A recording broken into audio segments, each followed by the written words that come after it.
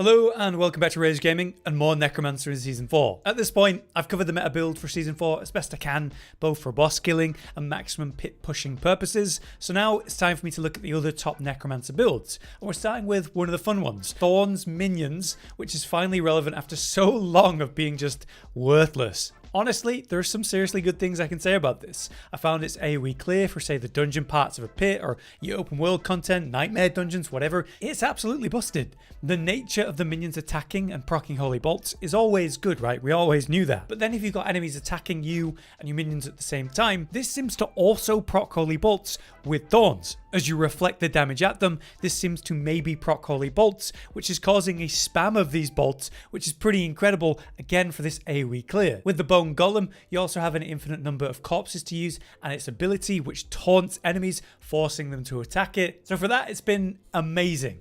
However, there is a part where the concept definitely falls flat. That's the moment you don't have a lot of enemies attacking you and your minions because you're not reflecting damage nearly as much. Further, because there's less instances of damage to potentially trigger more holy bolts, there's just less of them happening in a boss fight. So it's been pretty incredible for mob clear, but much worse in boss fights and single target. I brought it to what I believe is the acceptable level for a build, a tier 75 pit where you'd effectively farm the best mats for masterworking very quickly.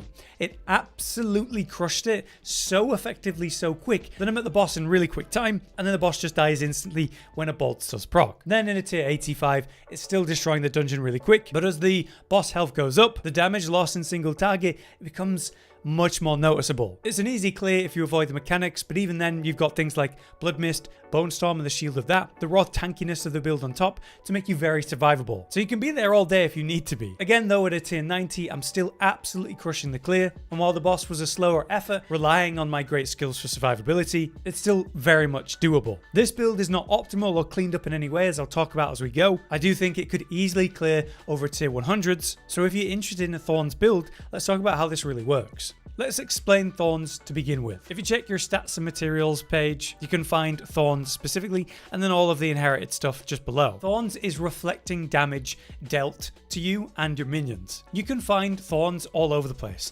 such as, of course, the unique razor plate that gives you the biggest number of them by far out of all the items in the game. Also, it gives you that 10% chance to deal maybe 150% times increased damage with those Thorns. So yeah, absolutely required for a build of this nature. But you'll also find different Thorn affixes on your gear, such as Thorns while fortified, which really stacks up the number. The unique stuff from minions, where specific minion types will inherit a percent of your Thorns. What's interesting about that is that we're getting, say, 25k Thorns just standing here, and in Season 4, our minions are getting 100% of our stats. So our minions have also got this 25k Thorns, but then on top of that, it's inheriting even more, pushing its number even higher. So it's better that our minions take the hits than us because of that. Again, that's where the taunt of the bone golem actually comes in, and that skill, it actually converts 70% of the golem armor into thorns. So a build that's actually centered around enemies hitting your golem is maybe one of the best ways you could do this. To increase the amount of damage that your thorns actually do, raw damage increases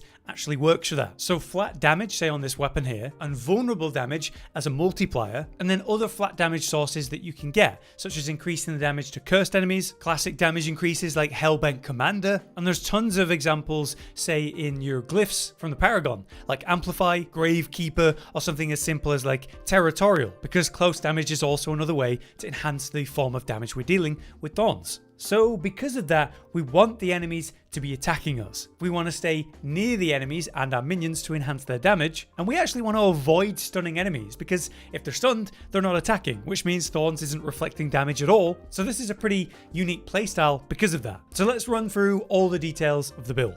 Starting as usual though with the Book of the Dead, and it's pretty straightforward. For skeletal warriors, we're still on the Reapers because we want tons of corpses to rely upon. For skeletal mages, it's still Shadow. This just gives us flat damage increase, and that's important because flat damage increase is going to increase the output of Thorns. Finally, for the Golem, it is Bone Golem. This skill from the Golem actually is a taunt. During the duration of that, it converts its own armor into more Thorns, and the more enemies that are attacking you and your minions, the better. We go for upgrade 2 though. It also means that Golem taunt is going to generate vulnerable. Since we're not using corpse tendrils because we don't want to stun the enemies, this is really important to have. And it's also pretty cool to use something that's previously just so underused like this. Next up, we have the skill tree. We put 2 points anywhere just so we can get to the next tree, where we pick up blight and of course go to supernatural. This means as we apply blight to enemies, we and our minions are dealing 20% times increased damage to them. And then any flat damage increase, such as this, is going to increase the damage of thorns. Also, as usual, huge flesh, we want to generate lots of corpses. For survivability, we are taking 1 rank into Blood Mist and going into Ghastly, again generating more corpses to rely on. You want to max out spiked armor. We don't even care necessarily about the armor we're gaining.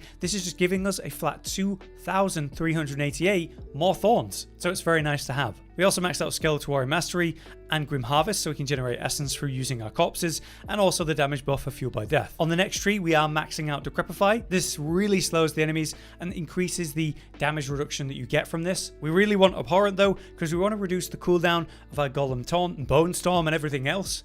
So this really helps with that. As usual then, around that we have maxed out Amplified Damage, Death's Embrace, Death's Approach, and Skeletal Mage Mastery. On the next tree, it's just 3 points into Necrotic Carapace.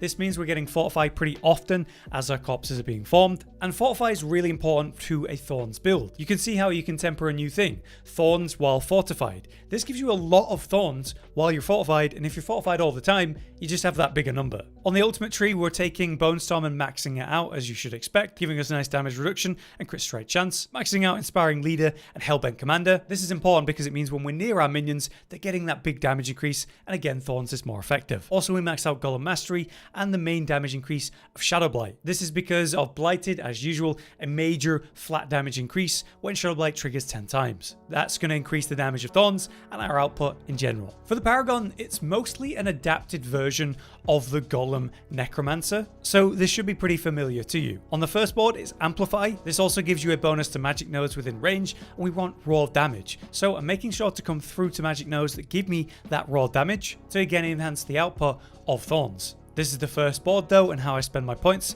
to achieve that. On the next board, it is, as you should expect, Cult Leader. This gives a damage bonus to our minions per 20% attack speed bonus they have. So attack speed is, as usual, pretty important in the build. On this board, you're always going to want Dead Razor because it gives a bonus to minion damage and damage reduction modifiers, and those are all around on this specific board, so that's where Dead Razor just always goes. So that's how I spend my points. We go to our next board. The next board is still Hulking Monstrosity for the Golem output, but here we now have Territorial. This gives us extra damage to close enemies, which yes, does enhance the output of Thorns, but gives us an extra 10% DR against those close enemies. Again, because we want to stay near our minions and the enemies for a bunch of reasons, this is pretty important, DR to survive the pits. Also, I do pick up the Golem Armor of Miscreation. The reason for this is the Golem ability. It gets 70% of its armor converted to Thorns, so the more armor the Golem has, technically the better. Here's how I spend my points on this board though, also coming through Borrowed Strength and picking up the magic nodes that gives a little bit more flat damage while the Golem is going. On the next board then, we still have Scent of Death for the big damage reduction, and the glyph is still Golem. Though with less focus on willpower, we're not trying to get to 54, we're just trying to be efficient with our points. Increasing the output of the Golem is good, but not like super important here. Still, this is how I path around to maximize the points that I have and still get the most output I can from my Golem. To the right then, we come to our next board, which is still Flesh Eater for the big damage increase that's going to provide. This allows us to path through Stifle as well, get some crit strike damage, and the glyph here is Essence for the crit strike damage increase that provides as well. Here's how I spend my points to make sure I'm also getting a good amount of extra resistance to all elements, so we get as close to 70% resistance to everything as usual. Moving left though to the other boards that still remain, we have the dump board, which is Bloodbath. As I showed in my last Golem Minion Necromancer build video, this is just a dump board for a glyph, and if we rotate it like so, you can get through it and activate a glyph really effectively. So that's what we do. We're still running Gravekeeper for the big flat damage increase that provides. Again, further enhancing Thorns. And it's a pretty good board for getting 25 dex, so it's very easy to activate. Finally, for the last board,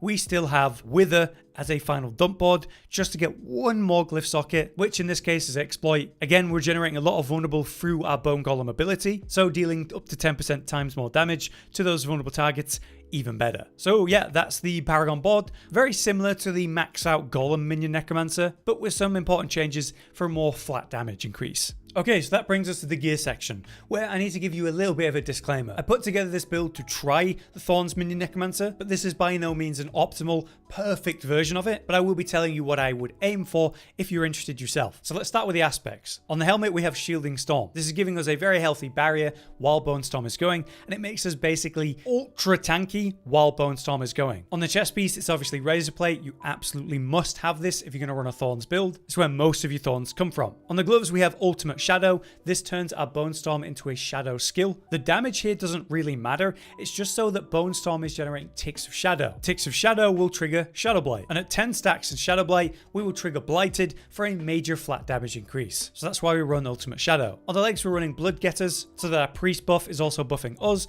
and then in turn, again buffing the minions. For the boots, it's Occult Dominion just to increase the warrior and mage count. On the one-hand weapon, which we have as a sword, this is really important, we have Needle Flare. This means your thorn damage dealt has that chance to deal damage to all enemies around you and your minions, causing this big AoE of thorns. Obviously, you're absolutely going to want that, which means we're using an offhand. In my case, I'm using a shield. This provides important damage reduction and prevention of damage, but it also comes with inherent thorns, and you can also get thorns on the affix. So hey, why not take like nearly 2,000 more thorns? And since it's an extra defensive slot because of that, it does mean we can run hardened bones here, which is perfect. On the amulet, we have blighted. This is the most important aspect. This is giving us the biggest flat damage increase we can possibly get when we get those 10 ticks of Shadow Blight. We're generating shadow through our Bone Storm and also through Blight and also our Shadow Mages. So we're having that pretty much consistently throughout a fight. On ring 1, we have reanimation just for flat damage for our minions. And on ring 2, we have Frenzied Dead because attack speed is still going to give us big flat damage increase through Cult Leader in the Paragon. And those are the aspects. This brings us to the affixes. You want to make sure you reach the armor cap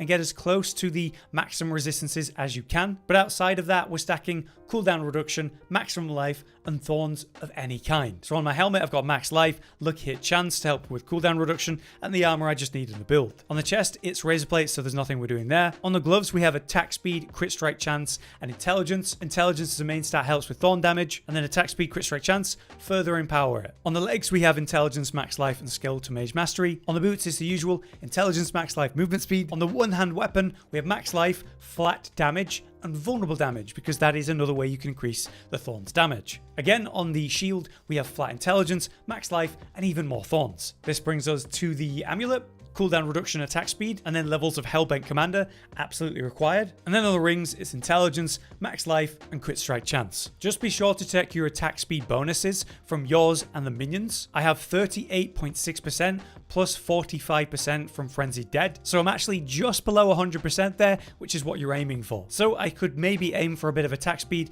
on my other ring to try to push that up, and that's what you should aim for. In terms of tempering, it's anything to do with thorns you can find. So thorns while fortified is pretty amazing because we're almost always fortified, so we're getting more thorns. You want the minions to inherit as much of your thorns as possible. And in my experience, I think golems inheriting your thorns is the most valuable one, outside of maybe just minions inherit all of your thorns, because then all of them get it. But specifically, you want to stack it into your golem because your golem's the one taunting, the one that's taking the most damage, so it's dealing the most thorns back at the targets. So out of all the options you have for inheriting thorns, I would aim for the golem one. So I've got that on my legs. On my boots, I've got the thorns while fortified. On my weapon, I have increased damage to cursed enemies because we're cursing everything. This is a flat damage increase. And the chance for skeletal mage attacks to cast twice is fine, but I would be better if I changed this to just attack speed for minions, again to try to reach that 100% bonus. On my amulet, I've got the flat minions inherit your thorns and golem active cooldown reduction, which isn't bad, but it would be better if I had the ultimate cooldown reduction so that I'm able to have Bone Storm available and going more. So I'd aim for ultimate cooldown reduction on my rings and my amulet as well. For Masterworking, it's pretty much maximizing how much thorns you have on razor plate and maximizing the levels of Hellbent Commander. Those are going to be the biggest bonuses. And in terms of gems, we're doing the usual. Rubies for more health in all of the armor pieces, and then vulnerable damage in the weapon, with resistance to all elements via diamonds in the jewelry. For a quick guide on how to play this, it's pretty simple. You maintain the buffs of the Skeletal Priest and Decrepify on all the enemies. Then, whenever you encounter an elite or maybe a boss, you maintain Blight on the target throughout the whole time. You can spam Golem Taunt to group up enemies, apply Vulnerable, and if you want to go all in, that's when you would Bone Storm for the big damage increase and helping you generate more stacks of Shadow Blight by being near the enemies, hitting them with that shadow damage over time. You also have Blood Mist as a panic button. It lets you stay completely immune to damage and be near the enemies for close damage and buffing with Hellbent Commander to your minions. But I try to stay near my Golem most of all the whole time. Just be sure to be running Holy Bolts at all times because that's a massive damage source for the build. But that brings us to the conclusion. Basically, Thorns is not just a valid option, but it's a contender for a top build for Necromancer. This does come down to how strong minions are in general though. This is just an adapted golem build focused on Thorns instead of golem damage as normal. You would do better with a golem damage focused build of course, or under that a mage focused damage build, because those are absolutely meta. This is kind of like a tier below that, either A or B tier, where golem and mage necromancer, that's S tier. This is just held back by its single target output being so much weaker. If there was a way for Thorns to trigger more consistently, it would be better. And maybe that's on the developers to change or alter. I look at Barbarian Thorns and how absolutely busted that is, and I get a little bit upset that Minion Necromancer Thorns isn't as consistent or comparable. And I think that's because the minions need to be taking damage, and when there's only one boss, one target attacking anything at one time, they're not all taking damage for Thorns as consistently. Still, this is absolutely incredible for mob clear and when there are many targets, and it's great to see it do so well because it's never been this good before. And it's been fun to finally try it because it's quite a unique playstyle. You want the enemies to be attacking you, you don't want to stun them or whatever. But that's my conclusion on Thorns Necromancer. Next up, I'm thinking we're going to check out Bone Spirit, which is doing really well. Until then, I've been Hollow, you've been you, thanks for watching. Josh, Cotton, and Hollow with the videos, dropping the humor like a hammer on your tippy toes, bringing entertainment on a daily arrangement to take our insanity and turn it into entertainment. Yes, I said entertainment twice, to reiterate that it is nice to look into your faces on a mostly daily basis when you let us in your homes to make the whole world a stage. Goodbye.